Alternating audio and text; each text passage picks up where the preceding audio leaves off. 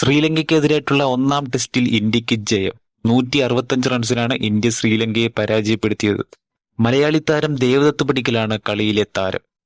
അവസാന ദിനം 372 റൺസ് വിജയലക്ഷ്യം പിന്തുടർന്നു വന്ന ശ്രീലങ്കയെ 203 റൺസിന് ഓൾ ഔട്ടാക്കുകയായിരുന്നു ടീം ഇന്ത്യ.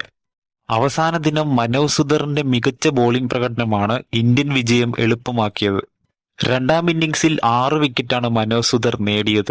2 ഇന്നിംഗ്സിലൂടെ 10 വിക്കറ്റ് നേട്ടമാണ് മനോജ് സുധർ സ്വന്തമാക്കിയത്. പ്രസിദ്ധ് കൃഷ്ണ 2 വിക്കറ്റും രവീന്ദ്ര ജഡേജ, മുഹമ്മദ് സിറാജ് എന്നിവർ ഓരോ വിക്കറ്റ് വീതവും നേടി. അവസാന ദിനം തുടക്കത്തിൽ ധനഞ്ജയ ഡി സിൽവയും സൊനാൽ ദിനുഷയും ചേർന്ന് 5-ാം വിക്കറ്റിൽ മികച്ച പാർട്ണർഷിപ്പ് പടുത്തുയർത്തിയെങ്കിലും ശ്രീലങ്കയ്ക്ക് വിജയിക്കാൻ സാധിച്ചില്ല.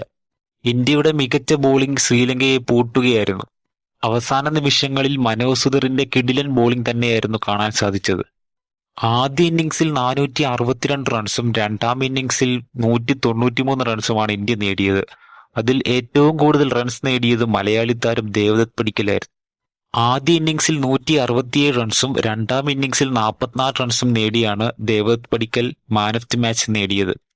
2 ഇന്നിംഗ്സിലൂടെ 211 റൺസാണ് ദേവദത്ത് പടിക്കൽ സ്വന്തമാക്കിയത്.